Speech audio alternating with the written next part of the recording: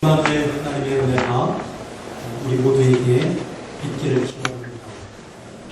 교회에는 교회 달력이 있다는 것이 있습니다. 보통 교회력이라고 합니다. 들어보셨는지 모르겠습니다. 또 처음 들어보시는 분도 있을 것입니다. 교회력의 중심은 예수 그리스도입니다. 예수 그리스도의 생애에 맞춰서 구약 시가서, 복음서, 서신서 에서 매주 각각 성경 본문을 정해 놓고 그것을 묵상하게 합니다. 그러니까 1년이 55주죠. 52주 동안 정해진 이 성경의 구절들을 묵상하면서 예수 그리스도를 따르는 제자의 삶을 살게 합니다. 그래서 그 중심에는 항상 예수 그리스도가 놓여 있습니다. 그래서 그 교회력은 ABC로 나누어서 3년을 주기로 이렇게 되돌아옵니다. 그래서 교회력 안에는 성탄절이 있고 또 사순절이 있고 부활절이 있고 성령 강림절이 있지요. 이 절기들을 한번 생각해 보시기를 바랍니다. 예수님의 생애를 말합니다. 예수님이 오심, 성탄절이죠. 예수님이 이 세상에 하나님의 아들로 나타나신 사건, 주현절이죠. 그리고 예수님이 또 고난당하신 사순절과 고난절이 있습니다. 그리고 예수님께서 죽으시고 부활하신 부활절이 있고, 그리고 성령님께서 예수님이 올라가신 이후에 성령님께서 이 땅 가운데 임재하셨습니다. 이 모든 것들이 예수님의 생애와 관련이 되어져 있습니다. 그래서 이 예수님의 생애를 1년 내내 우리가 기억하는 것입니다. 그것이 바로 교회력이에요. 교회력은 예수 그리스도의 생애에 초점이 맞추어져 있습니다. 이 절기들을 우리 교회도 잘 지키고 있습니다. 저는 우리가 알고 있는 특별한 절기뿐만 아니라 매주마다 이 교회력에 나와 있는 이 말씀, 성경 본문을 가지고 설교를 하려고 노력을 합니다. 그래서 제가 오고 난 이후에 거의 교회력에 맞춰서 매주마다 한 것은 아니지만 거의 이 교회력 설교 본문으로 제가 설교를 했습니다. 앞으로도 그렇게 할 것입니다. 왜냐하면 무엇보다 우리의 믿음 생활과 우리의 영성에 훨씬 유익하다고 생각하기 때문입니다. 그래서 연속 설교 또는 책, 그러니까 마가복음, 마태복음 그러한 책을 연속해서 설교하는 것을 지향합니다. 물론 필요에 따라서 그러한 설교를 하게 될 것입니다. 주제 설교죠. 연속 설교를 할 때가 있을 것입니다. 그런데 교회가 교회력에 대해서 그렇게 많은 관심이 없습니다. 그렇게 지내다가 특별한 절기 때만 되면 절기를 지키는 경향이 상당히 많습니다. 특히 한국 교회는 가장 그러한 경향이 강합니다. 성탄절, 또 사순절, 고난절, 부활절, 성령 강림절. 그 끝이에요. 그 절기 때만 그냥 지키고 나머지는 또 다른 그러한 본문을 가지고 또 설교하게 되죠. 물론 교회력에 따르지 않는다고 해서 하나님의 말씀을 전하지 않는다고 제가 말씀드린 것은 아니에요.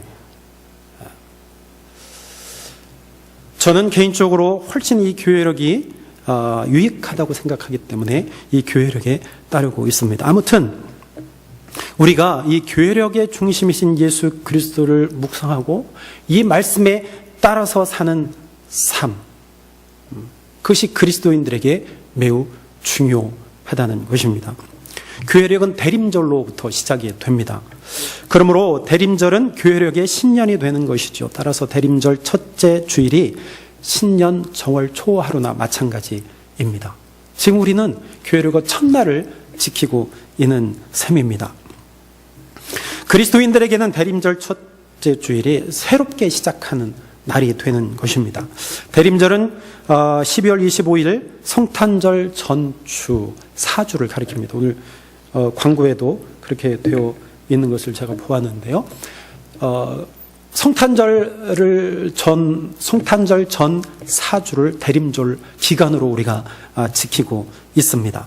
대림절이라고 하는 것은 도착이란 뜻이 있어요. 도착. 그리고 다른 말로 하면 출현하다, 나타나다, 그러한 의미가 있습니다. 공항에서 오기로 약속되어 있는 사람을 기다리는 것과 같이 우리에게 다시 오기로 약속되어 있는 예수 그리스도를 기다리는 절기가 바로 대림절이라는 것입니다. 대림절은 세 가지 의미가 있습니다. 첫째는 예수님의 초림, 그리고 두 번째는 예수님의 재림, 그리고 세 번째는 예수님의 임재입니다. 초림은 과거이죠. 이미 예수님께 2000년 전에 예수님께 오셨어요. 이것을 초림이라고 말합니다. 재림은 미래에 있을 것입니다. 현재가 아니고 미래에 있을 사건입니다. 예수 그리스도께서 다시 이 땅 가운데 오신다는 것입니다. 임재는 무엇입니까? 현재를 갑니다. 현재, 지금 내 삶 가운데 오시는 그 예수님, 함께 하시는 예수님, 임마누엘의 주님, 그 임마누엘의 주님을 말합니다. 우리 그리스도인들에게는 이 세 가지 의미를 모두 중요하게 생각해야 됩니다. 이 세 가지를 하나라도 우리가 다 등한시하면 안 됩니다. 초림, 재림, 그리고 현재 임재하시는 예수님. 모두가 다 중요하게 여기고 생각해야 합니다. 특히 현재 그리스도인들의 삶 속에서 함께 하시는 예수님을 의지하면서 또한 하늘로 승천하신 예수님이 약속대로 다시 오실 그날을 기다리는 재림 신앙으로 살아야 하는 것이 바로 그리스도인의 참다운 모습인 것입니다. 이것을 다른 말로 하면 종말적인 신앙의 삶이라고 말하기도 합니다. 종말. 여러분, 세상에 종말이 올까요? 종말은 멸망이라는 뜻도 됩니다. 그죠? 정말 세상의 끝이 오겠습니까? 우리가 발을 붙이고 사는 지구를 생각해 보면 멸망이 있을 것 같기도 합니다. 요즘에 하도 지진이 많이 나니까 정말 땅이 뽀개질 것 같아요. 지진이 나지 않던 한국에서도 나는 거 보니까 정말 어딘가 모르게 폭발할 것 같아요. 요즘에는 백두산이 언젠가 폭발할지도 모른다 그러죠. 특히 저 북쪽에 있는 어떤 이상한 사람이 자꾸만 그 핵을 실험하는 통에 그것 때문에 북한에 있는 백두산이 다시 살아날 가능성이 있다라고 그렇게 이야기들을 합니다. 과학자들은요, 태양이 앞으로 50억 년 이후에는 소멸될 것이라고 이야기들을 합니다. 태양의 소멸은 지구를 비롯해서 태양계에 있는 행성들에게 아주 치명적인 영향을 미칠 것입니다. 태양의 소멸과 동시에 태양계에 있는 행성들이 사라질까요? 사라질까요? 아니면 다른 태양계가 있다면 다른 태양계의 중력에 의해서 끌려가게 될까요? 이동하게 될까요? 아니면 또 다른 태양이 나타나서 우리를 살리게 할까요? 사실 우리가 미래에 대해서 우리가 정확하게 알 수 없습니다. 단지 우리가 가지고 있는 아주 얕은 지식으로, 과학적 기술로 아주 조금 미래에 대해서 예측할 뿐입니다. 정확하게 알 수 없어요.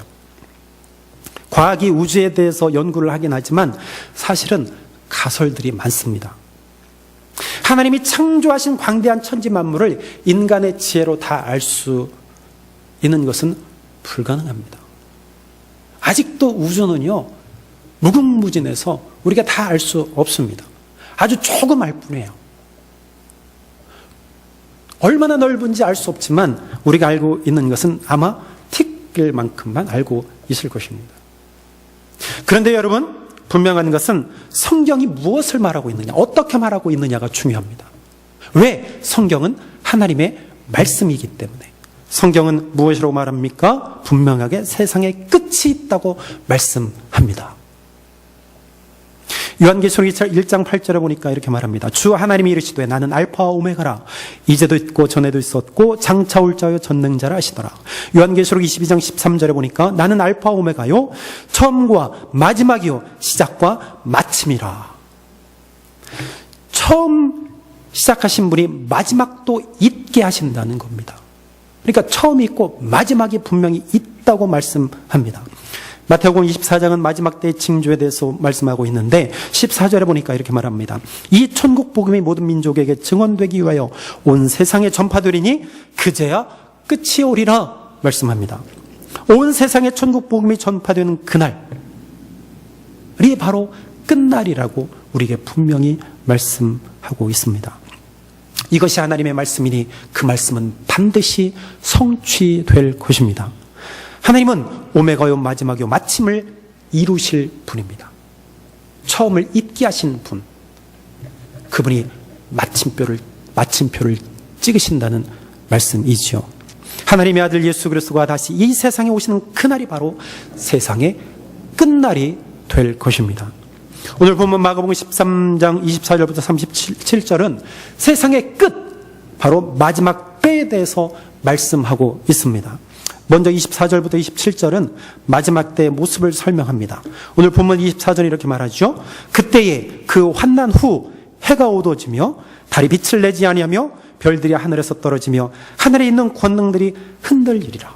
해, 달, 별들이 힘을 잃어버리고 땅에 떨어지고 권능들이 흔들릴 것을 말씀하고 있습니다. 기존 질서가 아니고 전혀 생각지 못한 대혼란이 일어날 것을 말씀하지요. 지각 변동이 일어날 것을 말씀합니다. 기존 질서가 아닌 전혀 새로운 질서가 새로 생긴다는 것을 말씀하고 있는 겁니다. 바로 그때에 인자가 구름을 타고 큰 권능과 영광으로 오실 것을 사람들이 볼 것이라고 오늘 본문에 분명히 말씀하고 있습니다. 다음으로 28절부터 32절은 무화과 나무에 비유해서 경각으로 말씀합니다. 여러분, 무화과 나무에 가지가 연화해지고 또 잎사귀가 나오면 이것이 봄이구나. 그리고 더 푸르면 이것이 바로 이때가 여름인 줄 우리는 압니다. 지금 겨울에 잎사귀들이 많이 떨어졌습니다.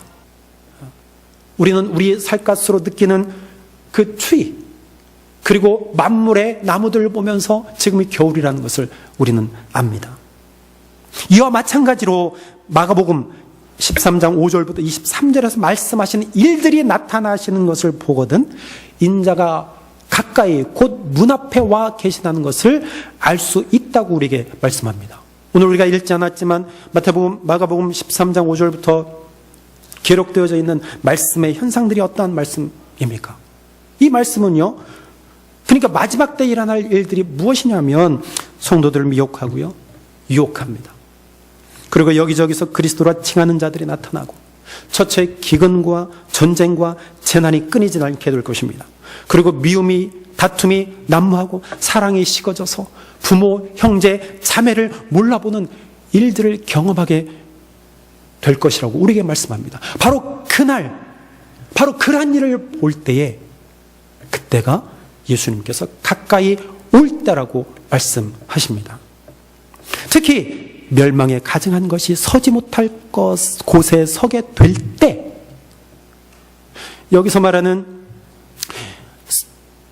멸망에 가증한 것이 서지 못할 곳, 서지 못할 곳이 어디입니까? 그것은 바로 하나님의 성전을 가리킵니다.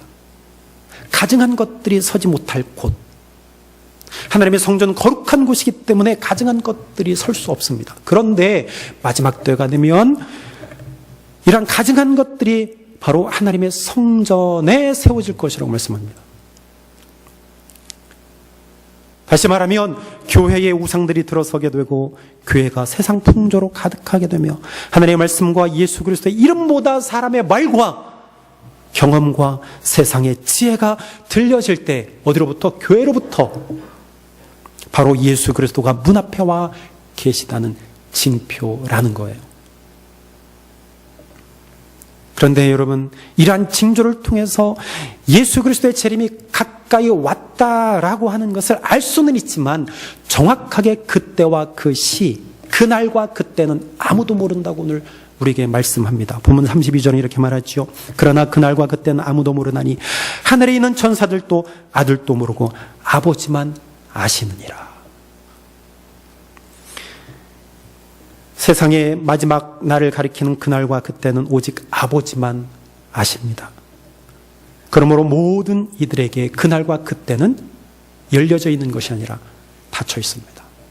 즉 비밀이라는 얘기예요. 비밀입니다.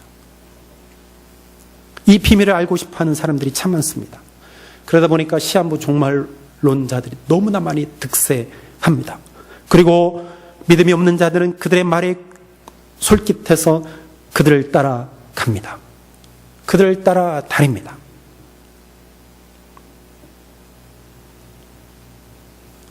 그런데 성경은 분명하게 우리에게 말씀하죠. 그날과 그때는 아무도 모른다. 오직 아버지만 아신다라고 말씀하고 있습니다. 그러므로 여러분, 이 사실을 분명히 알고 신앙생활 하시기를 주의 이름으로 축원합니다. 그래야 우리는 유혹에 빠지지 않습니다. 유혹에 넘어가지 않습니다. 미혹하는 자들이 득세하게 될 때가 바로 그날이 가까이 오고 있다는 징표가 되는 것입니다. 마지막으로 33절부터 37절에 이렇게 말씀합니다. 깨어있으라. 깨어있으라 우리에게 말씀합니다. 그날과 그때를 우리가 모르기 때문에 깨어있어야 하는 것이죠. 항상 깨어있어야 됩니다. 본문에는 깨어있으라는 말이 4번이나 반복됩니다. 33절, 34절, 36절, 37절. 이 짧은 절에 깨어있으라 라는 말을요 4번씩이나 강조해요. 그만큼 중요하다는 것입니다. 깨어있어야 하는 것이 그만큼 중요하다는 거예요. 우리를 하여금 잠에 빠지도록 하는 유혹이 세상에 그만큼 많기 때문일 것입니다. 깨어있어야 하는 이유를 34절에서 비유로 말씀하십니다. 어떤 사람이 집을 비우고 외국으로 나갔습니다. 집안 일을 여러 사람들에게 분담해서 맡겼습니다. 그들에게 책임을 지고 일을 할 수 있도록 권한을 주었습니다. 모든 권한을 그들에게 주고 떠났습니다. 주인이 언제 올지 모르기 때문에 그 책임을 맡은 사람은요, 정신을 차려서 자기에게 맡겨진 일을 최선을 다해서 성실하게 감당을 해야 합니다. 왜냐하면 갑자기 주인이 돌아올 수 있기 때문입니다. 책임을 다하지 않고 있다가 주인이 오면 어떻게 하겠습니까? 아무 일도 하지 않다가 주인이 오면 무엇라 하겠습니까? 그러므로 책임을 맡은 사람은 언제든지 정신을 차려서 자기에게 맡겨진 일을 최선을 다해서 감당해내야 합니다. 그래서 주인은 마지막에 이렇게 말합니다. 깨어있으라. 깨어있으라. 그리고 36절에 주께서 우리에게 말씀하십니다. 그러므로 깨어있으라. 집주인이 언제 올는지, 혹 저물 때일는지, 밤중일는지, 닭 울 때일는지, 새벽일는지 너희가 알지 못함이라. 그가 호리언이 와서 너희가 자는 것을 보지 않도록 하라. 잠자는 모습을 보이지 말라는 거예요. 여러분, 예수님의 재림이 언제일지 모르기 때문에 우리는 늘 깨어야 합니다. 깨어 있어야 됩니다. 졸지 말아야 합니다. 졸고 있는 자는 기름을 준비하지 못한 5 처녀와 같습니다. 조는 자는 예수님께서 겟세마네 동산에서 기도하실 때 피곤에 못 이겨서 잠을 자고 있던 제자들과 같습니다. 조는 자는 실패하게 되고, 조는 자는 예수님을 부인하게 되고, 결국에는 혼인잔치에 참여할 수 없게 됩니다. 여러분, 예수님이 재림하시는 그날과 그때를 우리가 알 수 없으므로 우리는 매일 매 순간 깨어 있어야 합니다. 그러면 깨어 있는 것이 무엇일까요? 깨어 있다는 것이 무엇일까요? 오늘 3가지로 생각해 보겠습니다. 첫째는 깨어 있다는 것은 교회를 중심으로 신앙생활하는 것입니다. 깨어 있는 자는요, 항상 중심이 교회예요. 교회는 예수를 그리스도로 고백하는 사람들의 모임입니다. 교회 머리는 누구시라고요? 예수님. 지난주에 우리 말씀 나눴습니다. 교회 머리는 예수님이십니다. 교회는 그의 몸입니다. 그러므로 교회를 중심으로 산다는 것은 예수님과 함께 산다는 뜻과도 같습니다. 머리 되신 예수님을 섬기는 것이기 때문이죠.